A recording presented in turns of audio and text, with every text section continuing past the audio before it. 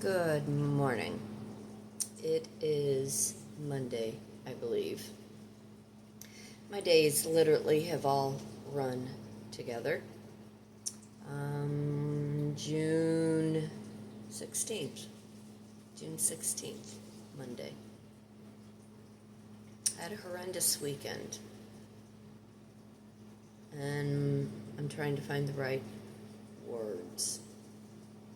I'm Kitryn Marie. I reside in St. Louis, Missouri. I'm an artist, a writer, speaker, life and a business coach, teach a variety of art enrichment classes to help your life.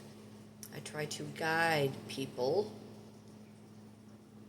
to live towards a better mission, to find joy in their life, to branch out of what they only know and take the risk. Sometimes the risks are very uncalculated. You have to not be afraid. You cannot let fear hold you back. Now that's not being impetuous. That's not being spontaneous. It's if you know you want to make a change in your life, you have to actually make the change. You have to do something different, even if fear is holding you back. I lost my horse. Saturday night she died. And I've been disputing back and forth with the vet. They no longer wanted to care for her. I reached out to try to get somebody else to come and see her, and I didn't hear back from them. I was at my other gig on Saturday night and got the call that she had passed, and I had to leave the job and fly out to where she was. And within a 15-minute decision, I had to figure out where I was going to bury a 1,200-pound animal. Needless to say, I am devastated in words that I cannot even put into words, and I love words. I consider myself a linguist. I love to write, I love to speak, I love to talk. I live my life really with no fear. You only get one life. You only get one go around. When I took Ruby on, it was very much an uncalculated risk. She was costly. She was expensive. And I have been working 6 shifts, 6 days a week in order to maintain what I have going on here in my house and maintain her quality of life. I knew the responsibility, I knew the accountability, I knew the risk that would come with it. Also, with that uncalculated risk of putting the cart before the horse, trying to move out of here, trying to get to a farther out location so I could have her in my backyard. So now with her passing, what's next? What other uncalculated risk will I take to continue on wanting to move, to get another horse, to get an alpaca, to get a donkey, to get a mule, to get a cow, to get a bull? I've made promises to myself. Can you say that? Where are you at with your thought process, and where are you at with the change that you were wanting to make, but yet you were allowing fear to hold you back? What part of yourself are you fighting with? And in the restaurant industry, I call it the restaurant pivot. Your foot is usually in place, that's your balance, and then the tables around you, you move that foot, you pivot back and forth.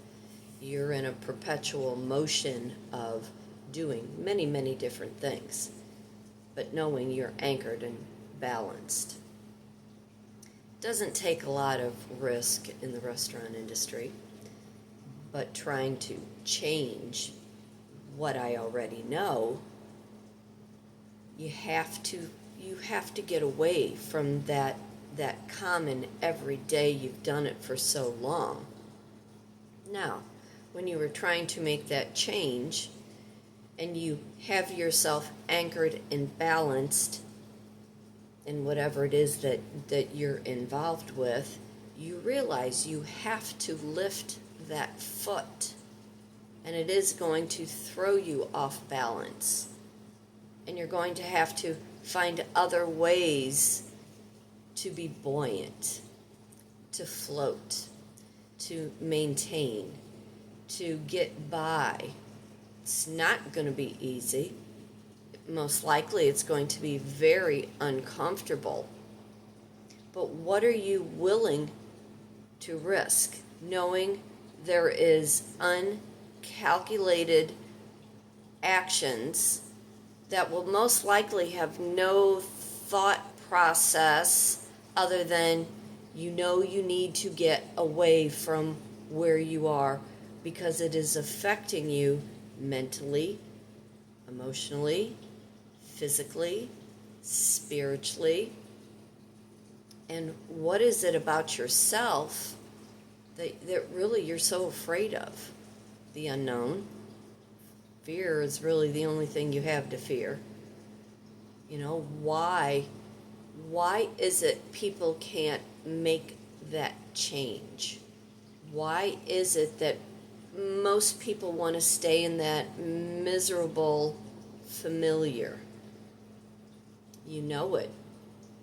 You can do it on autopilot. When I took Ruby on, I wasn't real sure how really it was going to go, other than I always knew I wanted a horse. I've worked with horses before. I think I told this story.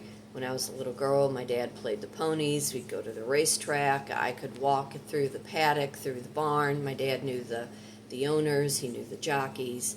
And he said, if this is what you want to do, you can do this. We can do this. And I grew up thinking, I can do that. I can have a horse. I can do whatever I want. I have no fear. You've got a 1,200-pound animal that you are trying to control. There should be fear, but there's been none. What is it that you were trying to control because you're afraid? You're afraid to let go. You're afraid to take that chance. I kind of been looking out the door the last, week or so. Like I'm waiting for the messenger, waiting for the vehicle to show up, waiting for I don't know what. Because somewhere along the line, whether anybody shows up or not, somebody wants to get in their vehicle and they want to go. They want to do. They want to say something, but they're not real sure what they want to say or how they want to say it. They don't know where to begin because of fear. Fear causes this uncertainty. Fear causes this panic. Fear holds you back. Fear keeps you in patterns, in routine, and stuck in this, again, miserable comfort zone, a familiar of autopilot. I'm asking you today, look at your life. Look at where you've really taken any kind of risk. What's held you back? And why do you need certainty? Why do you need anything in stone? Life changes quick. Fate turns on a dime. You decide what side of that coin you want to be on. Flip it. Take the uncalculated risk. Stop being so afraid, because you know what? Once you get past fear, good things are on the other side. I hope you have a great day. Take care.